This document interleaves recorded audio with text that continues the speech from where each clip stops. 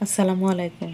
আজকের পর্বে থাকছে টক ডাল রান্না। এই রেসিপিটা খুবই কমন একটি রেসিপি, তবে আমের মৌসুমে এই টক ডালটা আমার খুবই পছন্দের একটি খাবার।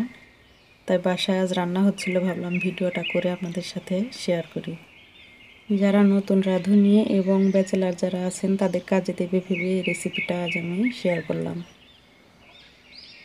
প্রথমে একটা বাটিতে 1 কাপ থেকে একটু বেশি ডাল হবে নিয়ে এখানে পানি দিয়ে 3 থেকে 4 বারে পানি বদলে খুব ভালোভাবে কষলে এটাকে পরিষ্কার করে নেব। যতক্ষণ না ফ্রেশ পানি আসে ততক্ষণ। খুব ভালোভাবে আমার ডালটা ধুয়ে নেওয়া হয়ে গেছে। এই পর্যায়ে কড়াইয়ে আমি ডালটা দিয়ে দিলাম।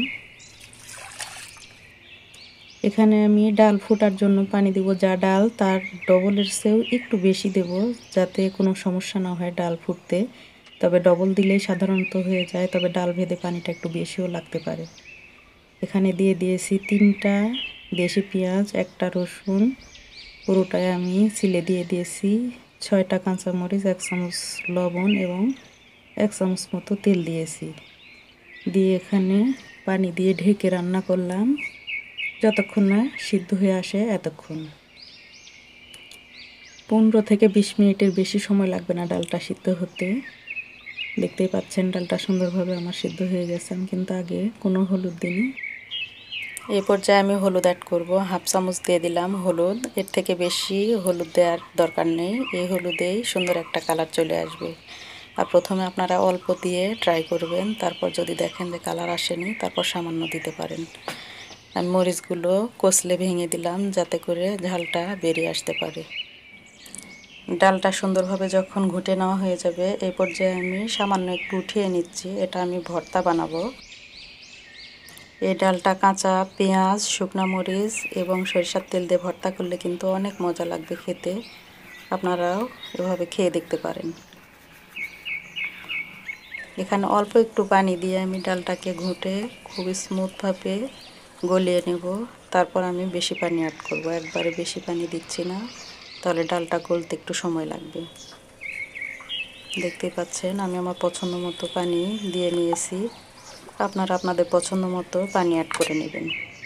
এ পর্যায়ে কেটে রাখা আম দিয়ে দিলাম। আমি একটা আম কেটে রেখে দিয়েছিলাম, আমি এভাবে কেটেছি। আপনারা পছন্দ মতো যেভাবে পারেন কেটে নিলেই হবে। দিয়ে দিলাম স্বাদ মতো লবণ। টক ডালে কিন্তু লবণটা একটু বেশি লাগে, তবে একবারে দেবেন না, টেস্ট করে তারপর আবার অ্যাড করতে পারবেন। এখানে হাই হিটে আমি বলক তুলে নিয়েছি ডালে এবং জালটা লো করে দিয়ে পর্যায়ে 5 মিনিট মতো রান্না করব। অতিরিক্ত আম কিন্তু সিদ্ধ করলে বেশি টক হয়ে গেলে খেতে ভালো লাগবে না। 5 মিনিট পরেই জালটা অফ করে তেলানি দিতে চলে এসেছি। একটা পাতিলে তেল দিয়ে দিলাম 1টা রসুন কুচি এবং 2টা শুকনো মরিচ দিয়েছি। এবারে দিয়ে দেব 1 মুঠ পরিমাণ পেঁয়াজ কুচি। এবার এগুলোকে নেড়ে চেড়ে বাদামি হয়ে আসা পর্যন্ত ভেজে নেব। আর দিয়ে দিয়েছি আমি আদা কুচি, 5-6 স্লাইস হবে এরকম। দেখতেই পাচ্ছেন সুন্দর একটা কালার চলে এসছে। এ পর্যায়ে দিয়ে দিলাম 5 ফোড়ন, 1 টেবিল চামচ দিয়েছি। এটা অবশ্যই দেওয়ার জন্য ট্রাই করবেন।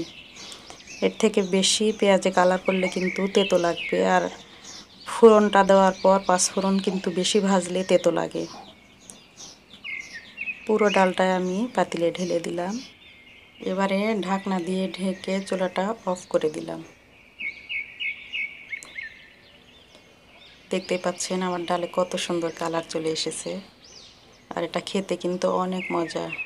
যে গরম পড়েছে, এই টক ডালটা যদি দুপুরে গরম ভাতের সাথে ট্রাই করা যায় তাহলে দেখবেন অনেক তৃপ্তি লাগবে খেতে, আর সবাই অনেক পছন্দ করবে।